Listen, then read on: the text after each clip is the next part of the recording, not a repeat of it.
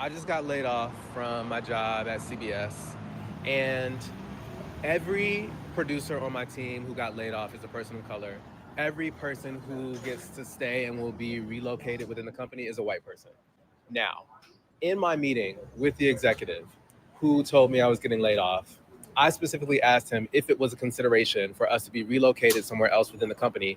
And he said that we advocated to keep the show. We advocated to try to get you relocated somewhere, and we couldn't. Because I asked him, why are you the person who is making this decision or delivering the news that we're being laid off?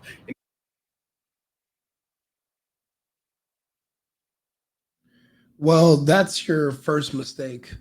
You should not be asking the person who's in charge of laying you off, why are you the person laying me off?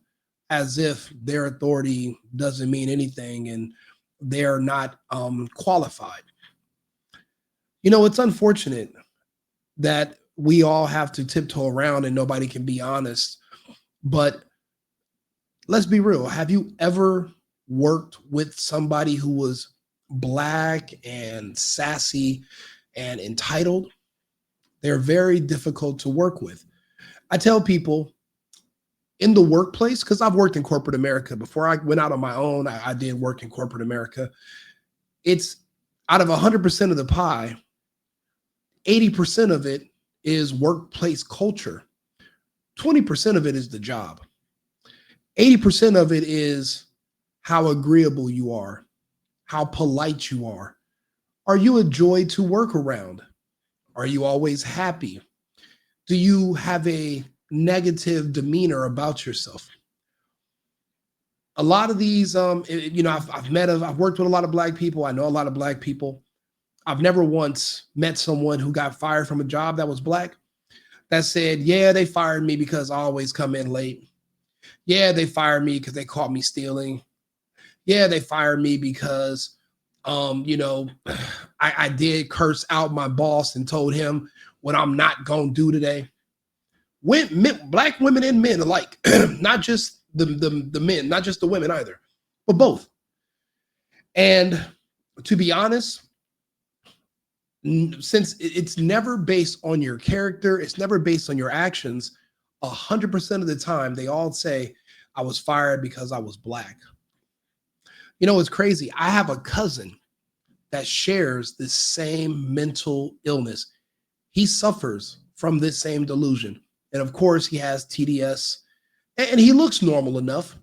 But every time something doesn't go his way, he accuses others of racism. Now, my cousin is the same color as Prince, the singer. He's actually more fair skinned than the average white person. But according to him, it's because of his skin color, because he perceives himself as being the same color as Amistad. That's why certain things are not working out in his favor, because everyone's a racist. So it's never about your work ethic. It's never about your character. It's not about how you talk to people. Because I've even hired black people at times. That chip on their shoulder means that for one thing, the fact that you're calling yourself a color and you're not calling yourself an American or a human, that makes it so now I have to talk to you differently than I talk to the other humans around here because you got a chip on your shoulder. So I have to treat you different. And I'll be honest, it's in a way, it's a form of mental, it's mental abuse that I have to walk on eggshells and speak to you differently because I'm afraid if I say the wrong thing, you're going to try to accuse me of being racist and try to sue me and ruin my business, get me fired, get a lawsuit. That's such a common occurrence in corporate America when you hire certain people that it makes you a liability. And it's crazy to call the people that hired you in the first place racist after you got hired. But if that was the case, then why did you even ask them for a job? Why would they hire you? Now, don't get me wrong. A lot of companies during the Biden years, there was a thing called ESG, environmental social governance. One portion of that was you had to have a high DEI score, which means you had to discriminate against qualified white applicants and hire minorities and gays and bring them into your company so your ESG score would go up so you could qualify for loans. But those days are over now. I mean, why would you even want a job where they only hired you because you were black and gay? Wouldn't you want to be hired because of your skills and your merit, or because you're good at what you do? That would give you more stability. But when you took a job knowing it wasn't based on your skills, but based on your appearance, well, easy come, easy go. This guy was likely a DEI hire. And I bet you he was very unpleasant to work with every single day. I went through some of his videos. I tried to tell this to my cousin. People who you work with also go through your videos. They find you online and they see that you're a professional victim. Everything's about race. Everybody's racist. And you're really saying racist stuff against white people while accusing them of being white, of being racist yourself. And it comes back to the workplace and they're just like, you know what? Working around this person is like, I could accidentally step on a landmine, and that's too risky. Now that DEI has been done away with, these companies are trimming the fat and getting rid of all these risky people, all these DEI hires. They're not a good cultural fit. Unfortunately, these black people in America, they grow up around enclaves of other black people. That means they don't know how to interact or even deal with people of other races. That's why there's so much conflict. Think about it. You went to an all-black high school because you lived in a black area. Then you went to an HBCU. The country is 60-something% white. These schools did not prepare you for the real world. In the real world, you got to know how to talk properly to other people. You got to know how to deal with other Americans. The color stuff goes out the window. But if you don't understand that, you're going to fail, and people are not going to work around you. They're going to be made uncomfortable. I mean, it's just a weird coincidence that 100% of the time, you have never done something wrong. Unfortunately, one thing about the culture is accountability is not one of the traits that is pushed onto the men or the women. No one believes anything that they think about it. Even watch all the body cam footage. They could have been driving drunk, ran over 5 old people, crashed into a preschool. First thing they say when they get out the car, I didn't do nothing. It's crazy. Imagine having to work with somebody with that same attitude and how scared you are to even interact with them because you can't talk to them the way you talk to everyone else. Everyone else there has a great culture in the workplace. But when it comes to Jerome, when it comes to Daquan, you got to be a little bit, you got to be a little careful. You might offend them. People don't want to live like that. It's not fun. Shit, I had a girlfriend like that before. The most beautiful chocolate girl you've ever known in your life. And every time I would, tell her, hey, look, maybe we should break up, because I would catch her lying. I would catch her, sneaking around or whatever. I'm like, look, this is over. Oh, why? Because you want to be with a white girl. Oh, you like light-skinned girl just because I'm dark-skinned. And I'm sitting here like, no, bitch, it's because of everything else. But she couldn't hear it. Her parents beat victimhood into her since she was born. Reality didn't do it. She didn't even grow up around white people. It was her own people. She's from Ohio, grew up, lived in Chicago, then moved to Arizona. Literally everything out of her mouth was literally, oh, because I'm dark. Horrible. And it's like, I just couldn't imagine, because I wasn't raised in a family like that. My cousin was raised with his mother's side of the family in another part of the United States. He didn't grow up with me and my cousins on this side. So he was raised to be a victim. We were not. I didn't even know about this whole victimhood thing until I was an adult. And I still don't understand it to this day. But when it came to my ex-girlfriend, I was a hostage in the relationship, because if I break up with her, the first thing she was going to say is he dumped me because he dumped me for a lighter skinned girl. Even if that wasn't the case. The girl I got with after her was even darker than her. And that destroyed her narrative she tried to paint about me.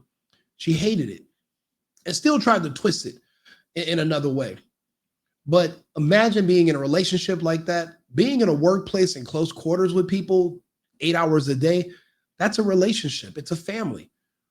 But could you imagine a sassy gay cousin coming to family dinner on Thanksgiving, wanting to complain about how racist the country is and how much he hates the president and he hates this and he hates that? He loves nothing, not happy with anything, hates everything. And then you think that person is going to be someone you would want to work in close quarters with for 8 hours a day? Fuck no. First chance I get, I'm actually trying to figure out how I can lay this person off too. And now that DEI is a done deal, we're not forced to put up with insufferable people. Being insufferable is it's dealing with somebody who's insufferable is torture. You dread going to work. Don't you want to be happy to go to work? Listen, it's not just me. Watch the video, watch body cam footage, watch videos of people getting laid off. If it's a person of color, the first thing they're going to say is because I'm black. Never because, yeah, we caught you stealing. We got videos of you stealing checks or digging in the safe. They could be caught doing the most craziest things. No, you're a racist, and because I'm black, you laid me off. I've honestly, going forward, if I were those employers, I wouldn't hire no one else black at all. It's too much of a risk.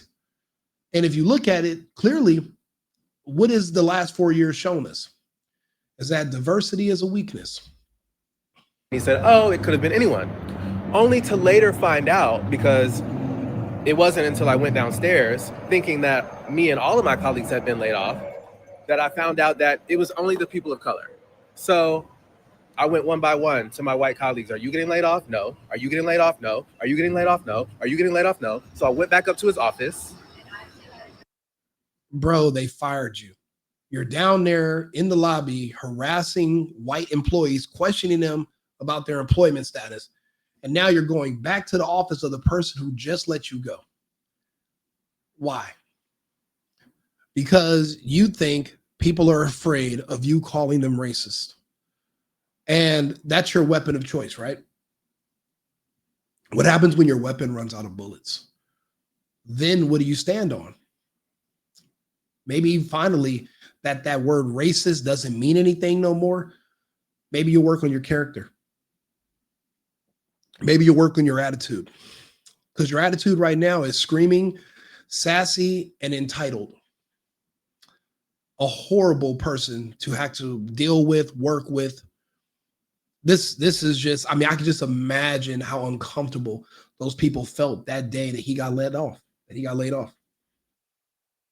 And I told him, I think you lied to my face. And come to find out, it was not his decision to eliminate the show that I work for. But he did get to decide who got to stay. I told him, you said that you couldn't get us relocated, only to find out that you were able to get some people relocated, and they all happen to be white. Am I supposed to believe that that's a coincidence? Just imagine, listen to how he sounds. He sounds like his mother. He sounds like a woman. And he's asking all, but you said this and this. It's like, the bottom line is you're fired. Why are you confronting me? I don't want to fight. Again, he is a sassy black man. He's LG, Elemento, whatever. And he acts like his mother, but that's the reason his father left. Again, his mother was probably also a professional victim. Every time his dad looked up, he's doing something wrong. He's this, he's that. And the man eventually just got tired and quit on her, fired his mom. The guy grows up with entitlement issues. He doesn't know how to accept rejection. He can never look within. All his problems are based on superficial qualities like his skin color or his hair texture. It's never his personality. There's never any accountability, and it's a shame. He's acting exactly like his mother. He said, yes, I'm supposed to believe that's coincidence. I said, do you believe that's coincidence? He said, I do, because I chose to keep the people who I had worked with before. So mind you, not only is it not based on merit, it is in its result racist. I don't care if you decided to keep people who had. That's the opposite of racist. He kept the people that he worked the best with. He kept the people who were the easiest people to come into work with, and he didn't dread seeing their face. There wasn't always something. Remember, DEI hires were literally kept in jobs that they didn't qualify for because these companies answered to a bigger company and they had ESG requirements, environmental social governance. And one piece of that is DEI. Now that that's done away with, the chains are off. These employers finally have freedom again. They can finally be happy. How is it that you guys said? These employers chose peace. Purple colored hair. You deciding to keep people who you had worked with before, which don't even know if that's true. If the outcome of that decision is racist, the action was racist, that shit is fucked. If you think about what he just said, there was no way that anything was never going to not be racist. No matter which direction you went, it was going to hit racist for him in his mind. And that's the problem. And that's the reason why they're insufferable, unhireable, and you really can't work with them unless somebody puts a gun to your company's head. If you have the choice, you're going to choose those who are the easiest to work with, those who are malleable, who can be shaped, who can be molded into an employee that is going to be someone that you can tolerate and see every day. Could you imagine marrying somebody who was argumentative, always a victim? You couldn't, could you? Then you think about it, they have the lowest rates for marriage out of any people in the country, I would say on earth. It's all the same. It's not like people are one way at home and then they're just better people at work. These people are pretty much the same across the board. And when you see certain problems, I always try to tell people, pattern recognition is not racist. It just means that you're not mentally ill and you can see certain dangers ahead. And as a person of any intellect, you would want to avoid potential future problems if you can. You know, yeah, you can always walk into a trap, but if you see there's a problem ahead, you can get out of the way. You can move, you can do something about it. Like I said, I have family that suffer from this, and there's no fixing them at all. You love them, and you can tolerate them, but no one else is going to have that same sentiment for them. So they're constantly moving around. No one can deal with them. There's always an issue. And if you ask them, the issue is 100% always racism. Do me a favor, share the video, leave me a comment. Let me know if you agree or disagree. I do appreciate you guys tuning in. I just hit my 3,000 subscriber mark, so I do appreciate the support and the time you guys spend watching me and my content. That's why I make a lot of it for you. I shoot these videos all day, every day. Me and my new handy dandy microphone, we hope the quality of sound is better. I appreciate you guys tuning in. I'll be back on live tonight in about 30 minutes. And remember, America first, America only.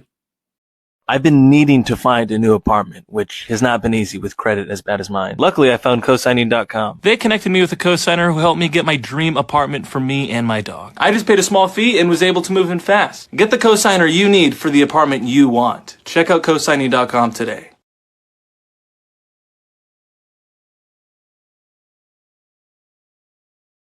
I've been needing to find a new apartment, which has not been easy with credit as bad as mine.